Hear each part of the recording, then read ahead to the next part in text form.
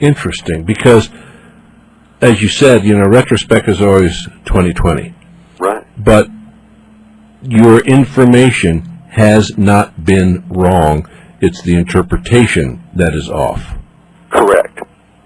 Well, see, that's why I say that's pretty accurate. When you consider Jean Dixon, who is by some people regarded as a wonderful psychic, I think she's less than 10% accurate in what she comes up with. It's probably less than that too.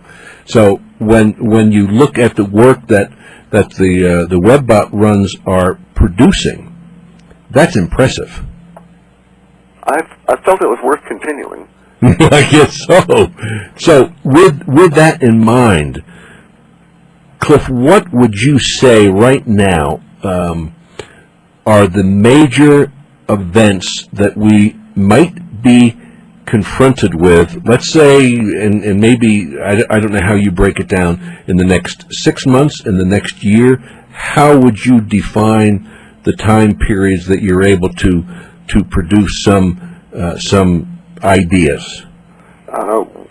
We have a tendency to see everything in blocks of emotional attachments to words rising or falling. So, in a sense, we don't divide time into weeks, months, days, or so on, and that's been one of our failings. I can get back to that in a minute. But we divide time into periods of building emotional tension and periods of emotional release.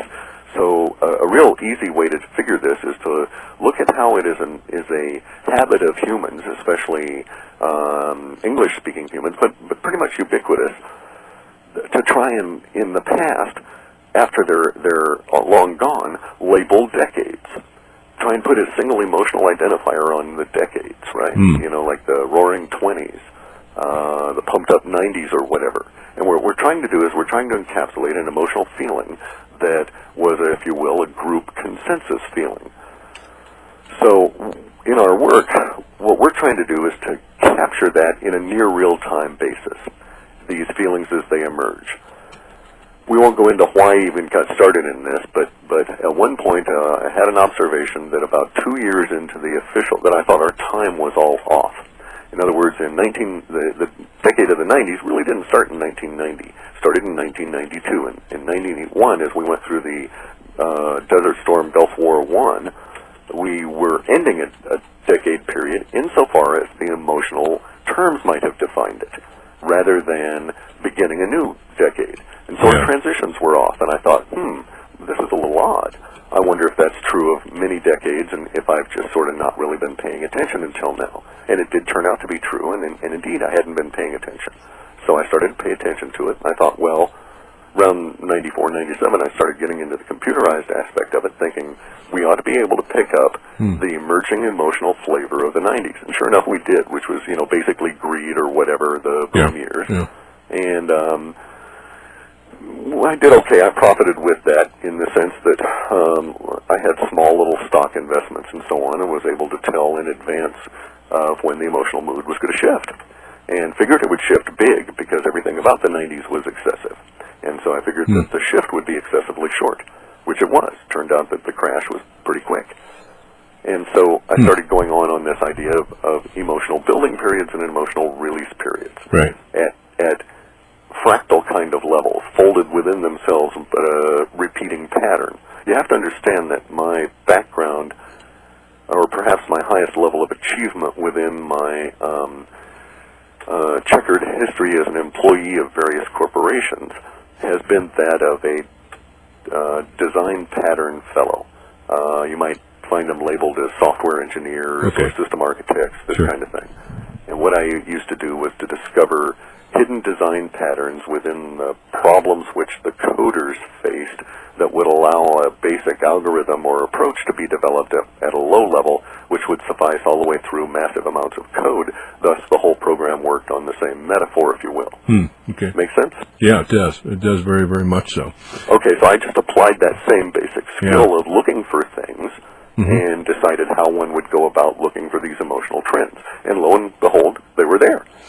In your research on those levels, Cliff, do you usually or can you come up with dates on I Sure, know. I can assign dates, and then that's when we start getting a little screwy. Right, because sure. the emotional release period, for instance, we could not assign a specific date or to an event that turned out to be Katrina, because, for instance, Katrina really, as a disaster event, did not happen in the course of a single day. It was like a 10-day event. Oh, right, sure.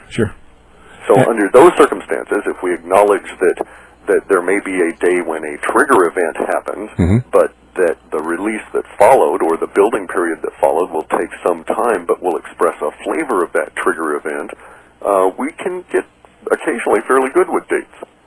Interesting, because in most areas, historically, psychics do not come up with dates. They come up with a sequence of events. But I remember when the runs were forecasting an event which turned out to be 9/11, it was pretty exact, as I recall. Well, it wasn't as exact as all of that. It was that we had initially said that it was going to happen within a 90-day period for sure, and it was most likely within a 60-day period, and that's when we started airing. Bear in mind that we brought this out in like July 12th, and we said that we were like 85% sure it would happen. I was 85% sure it would happen within this 60-day period within the following 90 days, and because of the way things shaded out, I was actually thinking that was going to happen around August 19th. That had the highest probability point. And yet when you're literally in an event that dramatic, only a few weeks off, that's kind of incredible. It really scared me. Which I guess it would. Shocked me to my core. I believe it. I absolutely believe, because look at some of the information, Cliff, that you've come up with, some of our economic forecasts, meaning up and down trends, and you have been so right on. It's fantastic. I just got a couple of tips today from some of my clients for services rendered. Yeah. Okay. Can you share that? Oh, they're nice guys, and I don't accept donations. If people send me money that way, I have a tendency to pass it on, because I don't want the universal karma associated with that. Yeah. But I do occasionally, because some of our clients are high rollers, if you will. Yeah. When they make a big packet of money, they feel guilty if they don't send me a few dollars. In this case, I got enough to help start the repairs on my main bit of transportation here. Oh my gosh.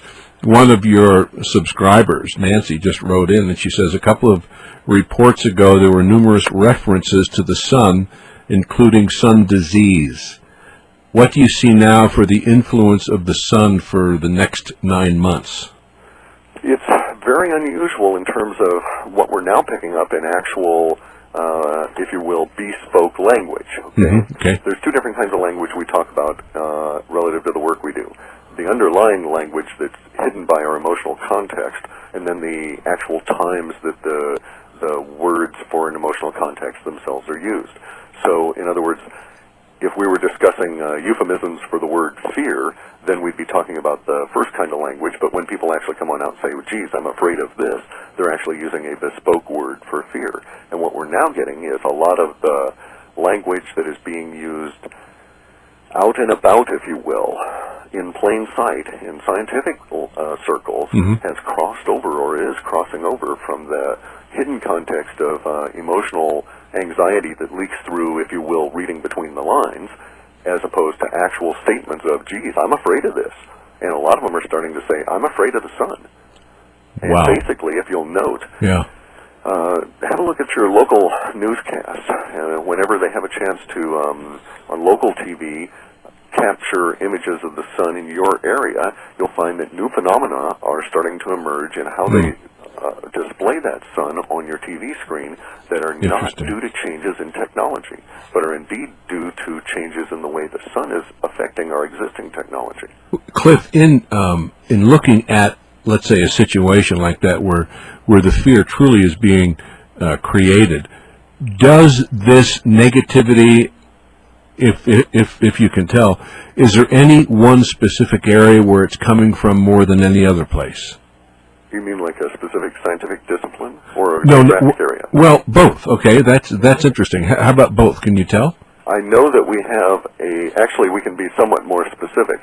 We can say that there's a number of geographic areas in which scientific curiosity about the sun is on a huge upward swing. Those areas happen to include Iran, India, Really? Pakistan to a certain extent, as a fallout from some of the stuff being done in India, China, Australia, and Brazil. That's odd. But they are all experiencing serious impacts from the sun. Like what, compared to, let's say, what we get here? There appears that we're dealing with at least some discussion in some of the circles with a different kind of solar energy, if you will. Okay. Either in amplitude or frequency.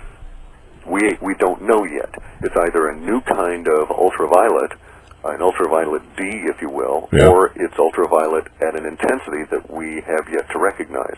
Plus, we now have a situation emerging where